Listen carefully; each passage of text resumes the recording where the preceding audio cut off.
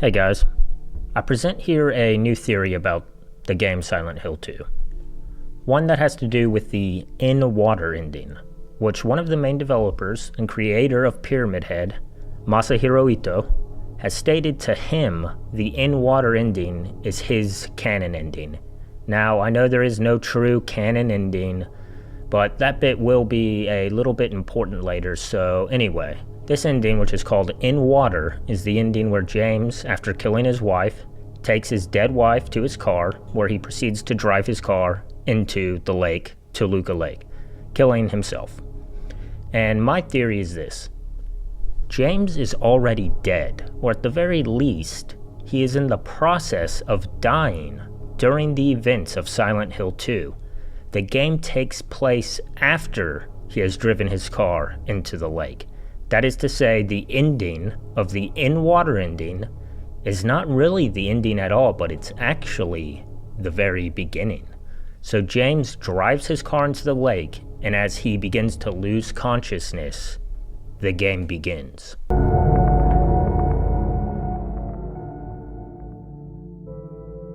But before we go deeper into this hole, just know that this theory doesn't really change anything you already know about Silent Hill 2. The game is still a psychological game about the inner turmoil going on in James's mind, his guilt, regret, and his need to be punished for his crimes, his repressed desires, etc. The monsters and characters like Pyramid Head, who embody James's desire for punishment, and like Maria, who represent an idealized and less sick version of Mary. They still appear to him. It's all manifestations of his own twisted mind and his internal state. But this theory does answer some questions and explain some things that can't really be explained by simply saying, oh, well, it was just all a manifestation of his psyche and such. Like why Pyramid Head wears that iconic, strange pyramid helmet, which I will get to eventually, so just bear with me, but this theory is able to explain a lot of things in the game world because it adds an additional layer to the game of not only is there a psychological influence affecting the world, but there is also an actual physical influence as well. But before we look at more evidence inside the game world, we need to look at some outside evidence first. So, Silent Hill was heavily influenced by the 1990s film Jacob's Ladder, and personally, it's one of my favorite films. And spoiler warning, big spoilers incoming, but okay. But it's a psychological horror movie about a guy named Jacob Singer who, after returning from Vietnam, he struggles to keep his sanity and he starts having twisted hallucinations. And if you haven't seen it, he basically he straight up goes into areas like the other world and he's losing his mind, and there are tons of similarities between the film and Silent Hill 2. I mean, hell, you can even see here they got the design for like James's green jacket from this film. But anyway, in the film, Jacob has created this whole fantasy life he's lived after returning from Vietnam, but it turns out he never actually left. In fact, he was stabbed and was severely wounded, which is hinted at in the film, but at the end of the film, he is shown dead in a medical tent. And, he's still in Vietnam, so as he's dying and in the process of dying, his mind creates this whole entire new life that takes place after Vietnam because he couldn't accept his death. Like James, he even creates a sexy new version of a wife, as well as creates demonic entities that terrorize him. But the important thing here is that in the film, there are things and events happening in real, true time, that is, the time Jacob is still dying in Vietnam. Physical things happen that affect his fantasy world. For example, in this scene here, he starts hallucinating at a party before collapsing. These people around him are probably other soldiers or medics trying to save him as he's writhing in pain, but in his fantasy, they just appear as partygoers that are freaking out, and like the flashing lights are probably like the muzzle flash of guns or explosions.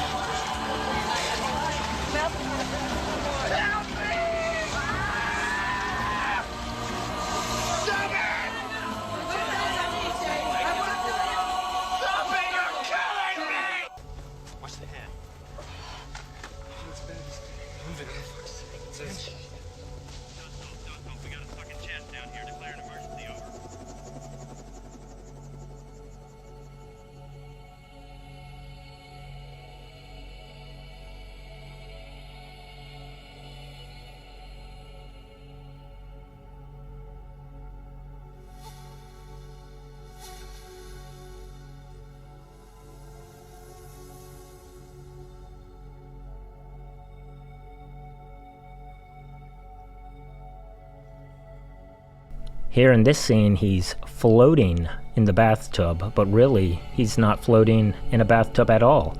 He feels like he's floating because he's actually floating in the air as he's being pulled up to a helicopter.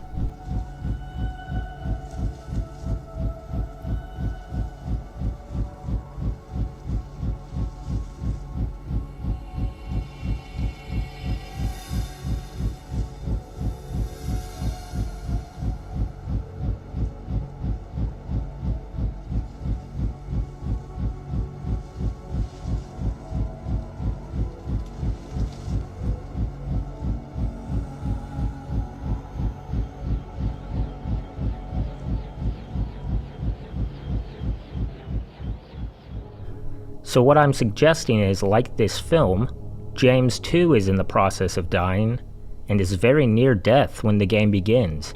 And through some dark power of the town and his twisted psyche, it all begins to manifest this fucked up town, and what takes place is the game of Silent Hill 2.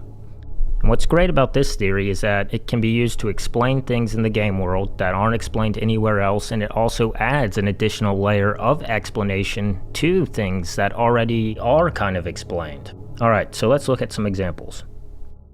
So James drives his car into the lake and he's having like a mental collapse. As water starts to fill his car, the radio begins to short circuit. This explains the iconic broken radio that plays when enemies are near.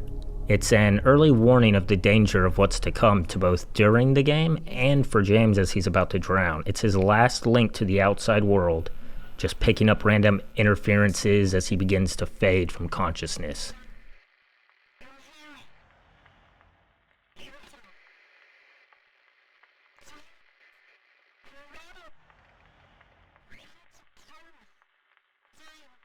What the? I'd better take it anyway. I might need it. Silent Hill 2 is famous for its sudden shifts in environment, especially between the normal and otherworld versions of areas. These transitions could be seen as James slipping in and out of consciousness as he fights against the inevitability of drowning. Each time the world shifts, his brain is closer and closer to shutting down, and the surreal elements of Silent Hill creep in to reflect his impending death. It's not just the shifts either, it's the environments themselves as the game goes on. The environments get more unhinged as reality begins to warp, and this is because James is in the process of dying and his brain is shutting down. This idea of James already being in his car and is currently drowning really fits in well that at the start of the game you begin at Toluca Lake. So if the game is taking place as James is dying, it makes sense that you would start here. You're starting in the same spot that you just died in or are currently drowning in. The game begins with James standing in a bathroom looking into a mirror, and he's right in front of a sink. And I always imagined that he had just been splashing like water in his face, but I think it's interesting that he's right in front of a sink because it's a metaphor, right? That he's sinking into the lake. Maybe as he looks into the mirror, he's also seeing his reflection in the water that is filling the car. The thick, hazy fog all throughout the game, that could also be a representation of water itself. As you descend down into the town of Silent Hill, James is also descending into the bottom of the lake. The fog could also be a representation of his hazy brain as he is losing oxygen, or even trying to see underwater. So early on, James comes across Angela, another character in her own hell in Silent Hill, but both characters mirror each other in a lot of ways. Well, maybe mirror isn't right. Maybe it's more like a yin and yang type thing. James is suppressing his guilt and is in denial, while Angela accepts her guilt. And interestingly enough, Angela's whole ordeal often features fire and fire imagery. Her own version of hell has to do with flames and fire, while James is one of water. So I think it's almost more grounded to say this water theme of James comes not only from him like drowning in guilt or something, but also because James is currently drowning in the physical, real world as well.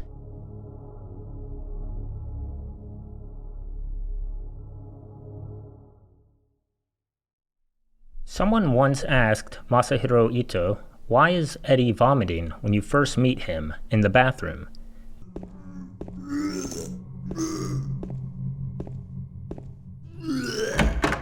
And he said, it's a secret. Well, my theory does give a pretty good explanation as to what this secret is.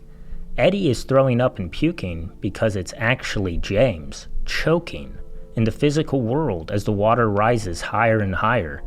And his first words to James are, I didn't kill anyone.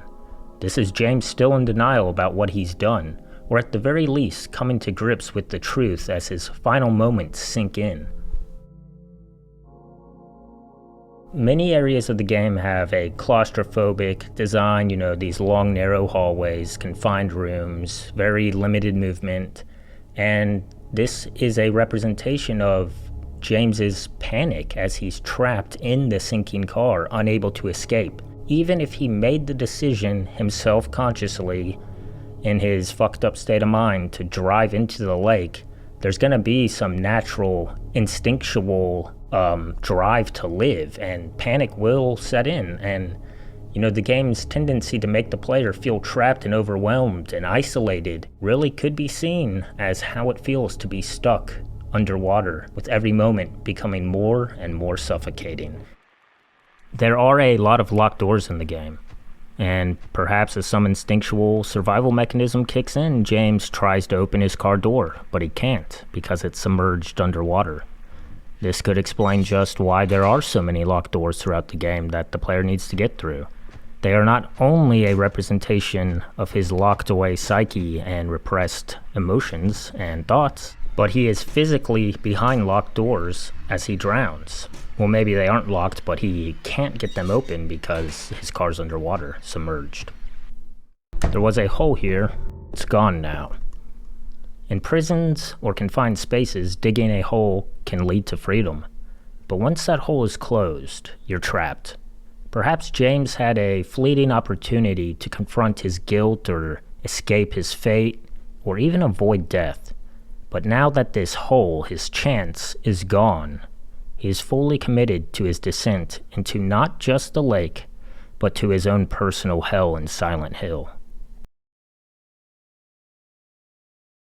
You might already know that this dead body here found in the apartments is actually the same 3D model as James. Oh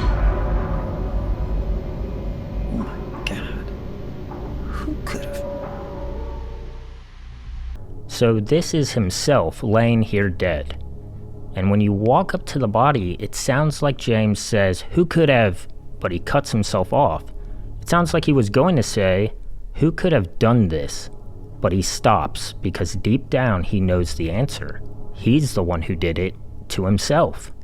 This moment, in my opinion, is pretty significant because it hints at James's deeper awareness of the truth, that he is responsible not just for Mary's death, but for his own demise as well. This scene implies a subconscious recognition that James, on some level, knows the body is his own. It's like the dead body is a vision of himself in order to remind himself of his inevitable fate. If James is near death in the lake, the dead body here then symbolizes the physical part of him that's already dead, and his journey through Silent Hill is his mind processing this fact. It's like another layer of his subconscious confronting his death. This letter reads, Silent Hill will fill you with a feeling of deep peace. Interesting choice of words here to use fill, as this could literally be happening to James as his body is filled with water. Anyway, moving on. You got Toluca Prison in the lower depths, and as you get to the prison, you're getting later and later into the game, and reality in Silent Hill starts to warp as James is getting closer and closer to death.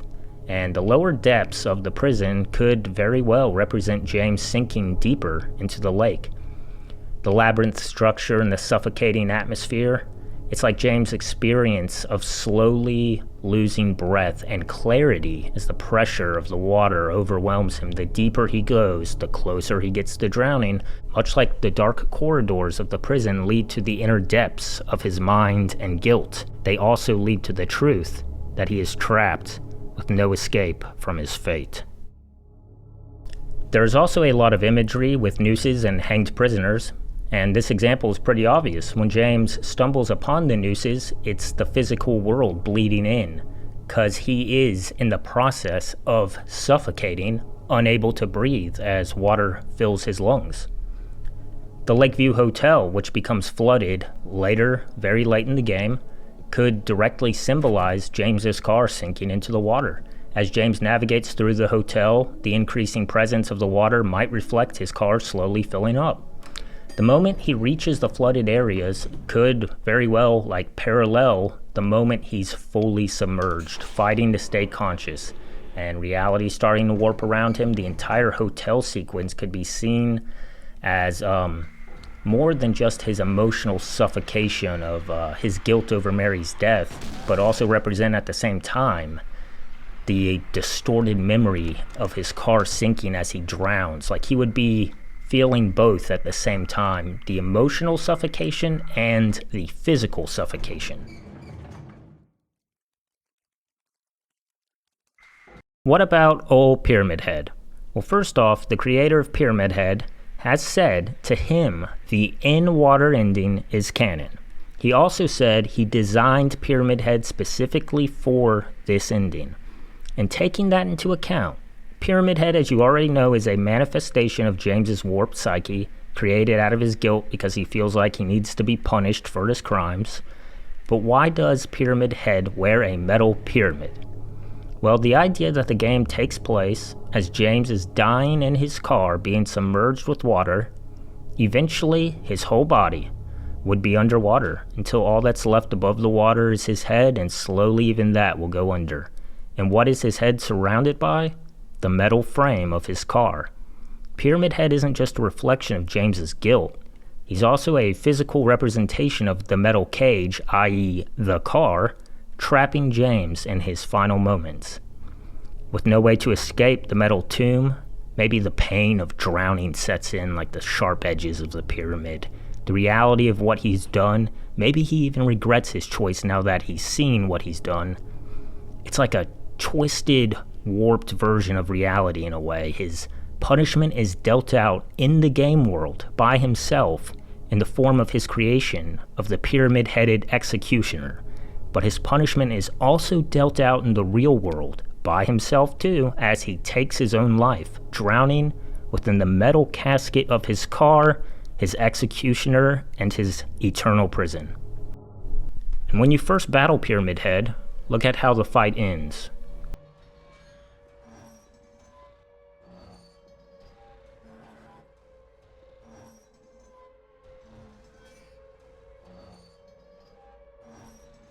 Pyramid Head descending down into the water, just as James is descending down into the water in his car.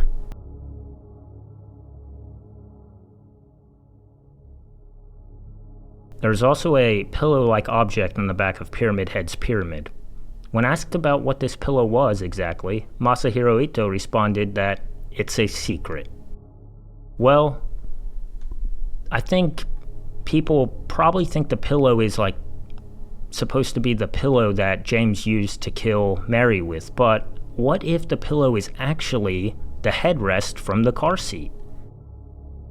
And since Pyramid Head is James, if you think of it as him sinking in his car, well, the pillow is in the spot where the headrest would be. You know, it's on the back of his head. So it does fit with the rest of the theory. And once again, this theory does not replace or really change everything you already know about Silent Hill 2. Everything about the world being just a manifestation of James's guilt and his fucked up mind, it's all still true. This is just, like I said, an additional layer on top of everything to explain some things that don't really have an explanation, or really until now people have just said, well, it's just up to your interpretation of it, whatever you want it to be. So anyway, I'm sure there's a ton of other examples throughout the game I missed that could easily fit well with this theory.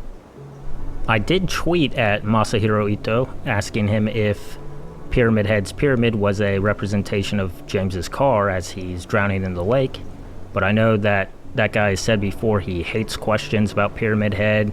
In fact, he's so annoyed by questions about him that he wishes he never even had designed Pyramid Head in the first place, so I highly doubt I get an answer, but who knows.